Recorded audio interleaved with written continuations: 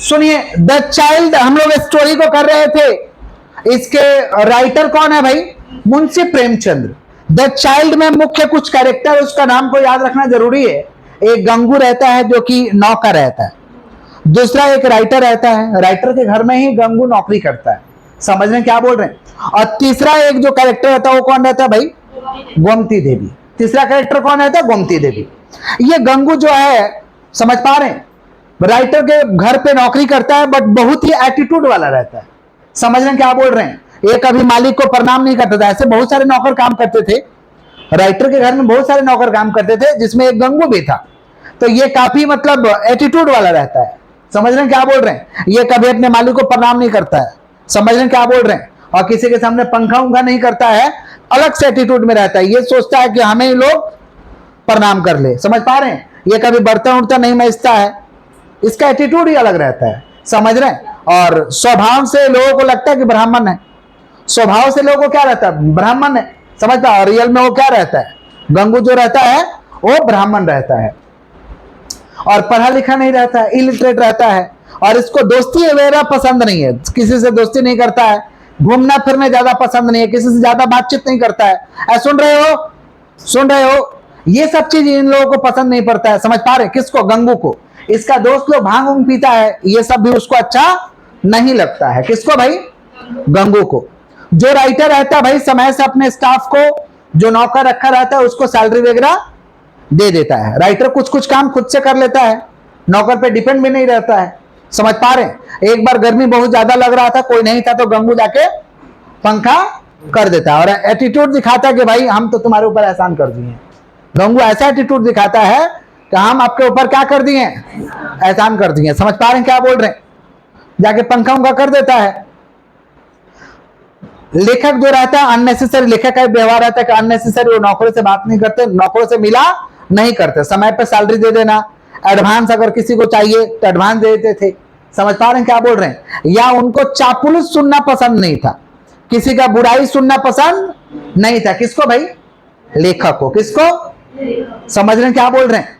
अब सभी नौकर थे, नौकर जाते थे या तो एडवांस लेने के लिए, अगर मालिक से बात करना होता था, राइटर से बात करना होता, नौकर दो ही सिचुएशन में जाते थे, या तो वो बुला लेते थे, या तो ये लोग जाता था, या तो एडवांस लेना है, और नहीं तो समझ पा रहे, या तो किसी और का कंप्लेन करना है, तभी ये लोग जाते थे, नहीं तो ऐसे नहीं जाते थे।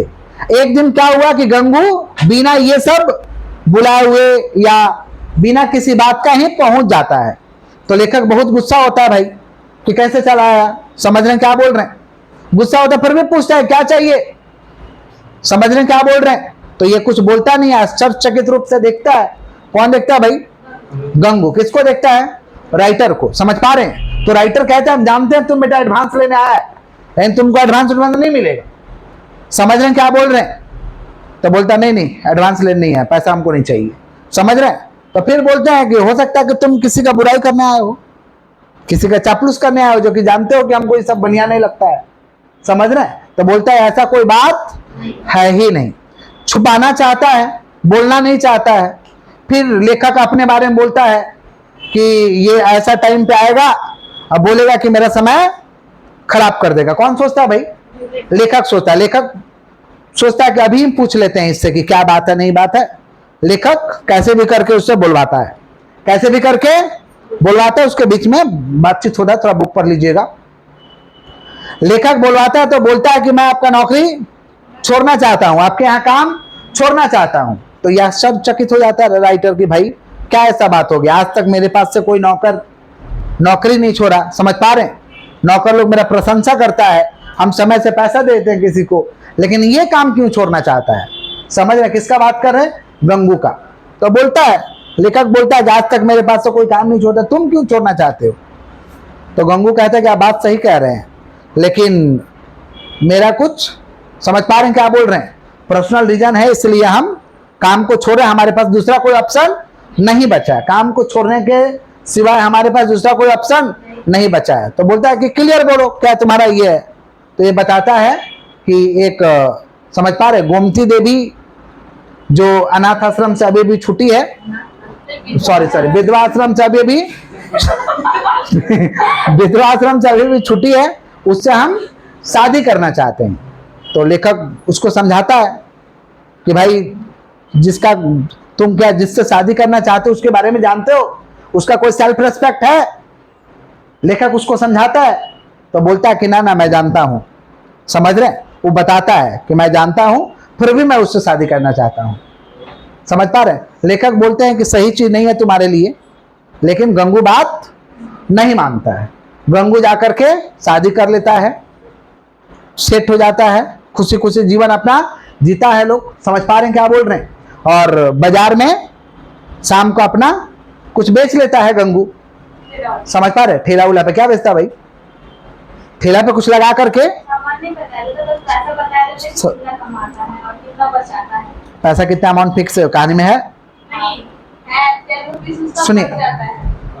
सुनिए ध्यान से, क्या होता है कि शाम को कुछ ये ठेला उला लगा के कमा लेता है, खुशी खुशी लाइफ चलता है। समझ रहे? तो 5 महीने बाद उसको क्या हो जाता है? शादी के 5 महीने बाद ही एक तो बच्चा हो जाता है। समझ पा रहे? अब समाज में दिक्कत होता है कि भाई शादी के 5 महीने बाद तुरंत कैसे बेबी हो गया। समझ रहे क्या बोल रहे हैं?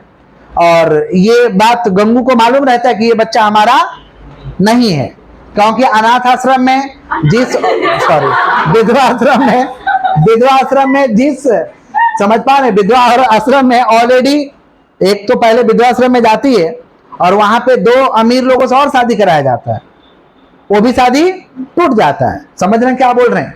तो गंगू को ये बात पता रहता है कि हमारा बच्चा नहीं है, फिर भी गंगू उस चीज को एक्सेप्ट करता है। लेकिन गंगू का जो पत्नी रहती है वो पढ़ी लिखी रहती है, वो इसको छोड़ करके चली जाती है। समझ पा रहे हैं? मैंने कहीं दूर चली जाती है, फिर इसको छोड़ देती है।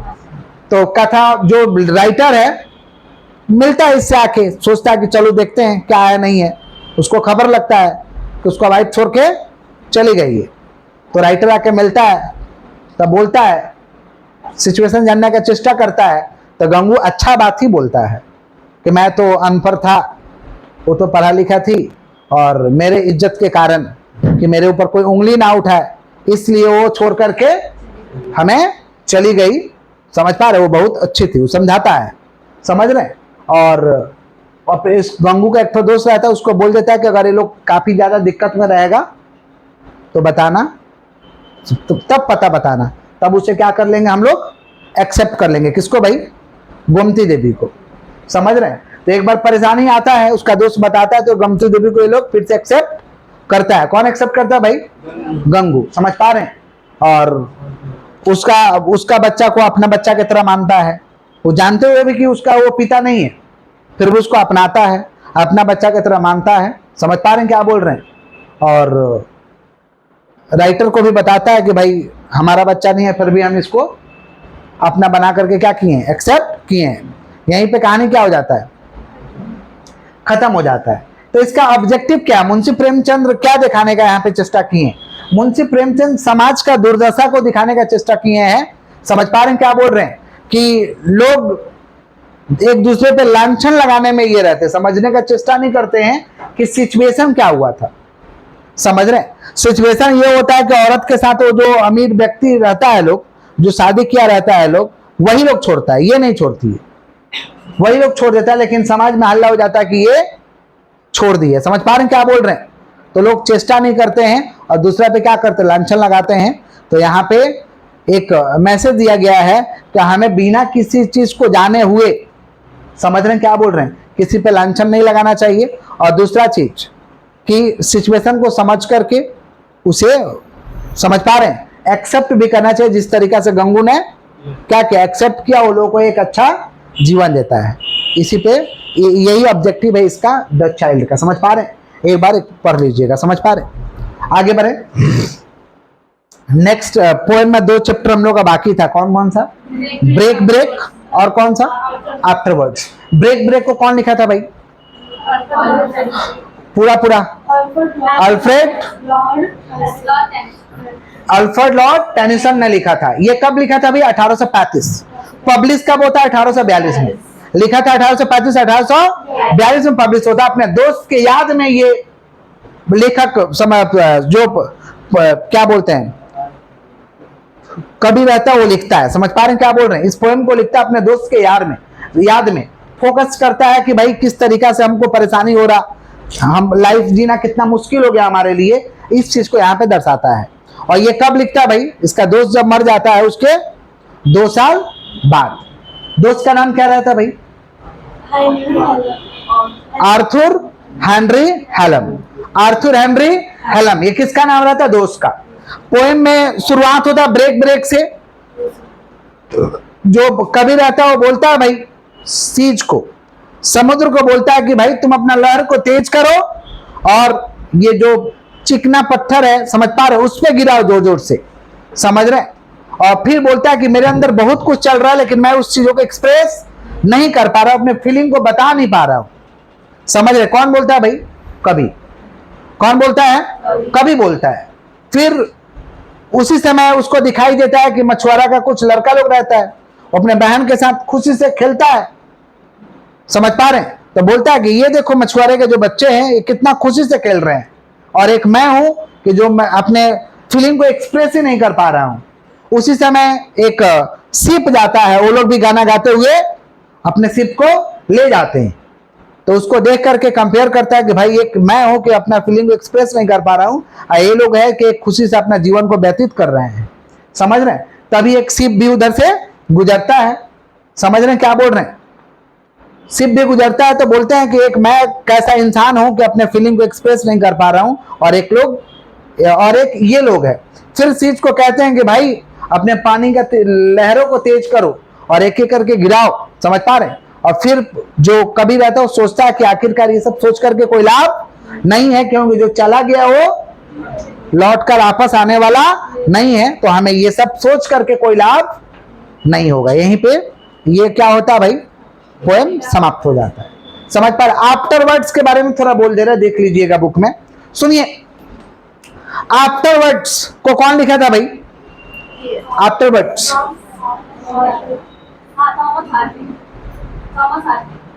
थॉमस। सुनिए ध्यान से, आफ्टरवर्ड्स को लिखा था थॉमस। दो तो पीडीएफ भेजे हैं क्या? देखिए आफ्टरवर्ड्स को कौन लिखा था भाई? Thomas Hardy. समझ पा रहे हैं। इस पोएम में वो कंपेयर करते हैं अपने आप को, समझ पा रहे हैं कि अगर हमारा मृत्यु हो जाता है, समझ रहे हैं क्या बोल रहे हैं, तो लोग हमारे बारे में क्या याद रखेंगे, लोग हमारे बारे में सोचेंगे कि हम ऐसा ऐसा करते थे, समझ पा रहे। इस चीज को वो कल्पना करते हैं और उस चीज को कल्पना करके इस पोएम को लिखे हैं। सबसे पहला वो कल्पना करते हैं कि अगर हमारा मई के महीने में अगर क्या हो जाता है, देहांत हो जाता है, मृत्यु हो जाता है, तो क्या लोग हमें याद रखेंगे कि हम नेचर से कितना प्यार करते थे? हमारे पड़ोसी हमें याद रखेंगे? क्या वो हमें याद करेंगे? ये सोचते हैं। कौन सोचता है भाई? लेखक नहीं, कवि। नेक्स्ट वो कंपेयर करते हैं कि अगर हमारा इवनिंग में अगर मान लीजिए देहांत हो जाता है, समझ रहे हैं क्या बोल रहे हैं, तो हम इतने जो समझ पा रहे हैं नेचर को समझते हैं, ऑब्जर्व करते हैं, क्या हमारे पड़ोसी ये चीज को समझ पाएंगे कि हमें नेचर से कितना लगाव था? अगर हमारा देहांत हो जाता है तो लोग हमें क्या समझ पाएंगे, याद रखेंगे? इस चीज को फील करते हैं। फिर कहते हैं कि रात को एकदम पलक झपकते ही हमारा अगर क्या हो जाता है, मृत्यु हो जाता है, समझ पा रहे हैं क्या बोल रहे हैं, तो लोग क्या हमें याद रखेंगे? वो अपने समझ पा रहे हैं मृत्यु के बारे में सोचते हैं। बहुत सारे लोग हैं जो सोचते हैं क्या मर जाएंगे तो कोई याद करेगा, लोग बहुत सारे लोग हैं। तो ऐसे करके वो अपना एक ठो लिखे हैं। फिर लास्ट स्टेंजा में उनका होता है कि अगर मान लीजिए लोग हमारे सामने खड़े हैं, दरवाजे पे खड़े हैं, और उनके सामने ही अचानक से हमारा मृत्यु हो जाता है, समझ पा रहे हैं, तो लोग हमारे बारे में क्या याद रखेंगे या क्या सोचेंगे? इसी चीज को लेकर थोड़ा सा देख लीजिएगा। समझ पा रहे हैं क्या बोल रहे हैं? हाँ, किसका बात कर रहे भाई? कौन लिखा था? आफ्टरवर्ड्स को कौन लिखा था भाई? Thomas Hardy. थॉमस। सबका एमसीक्यू जरूर से करके जाइएगा, क्योंकि एमसीक्यू समझ पा रहे हैं क्या बोल रहे हैं? 25 एमसीक्यू कितना मार्क करके रहेगा? 2 मार्क करके, समझ पा रहे हैं? 50 मार्क का आपका एमसीक्यू आएगा, समझ रहे हैं?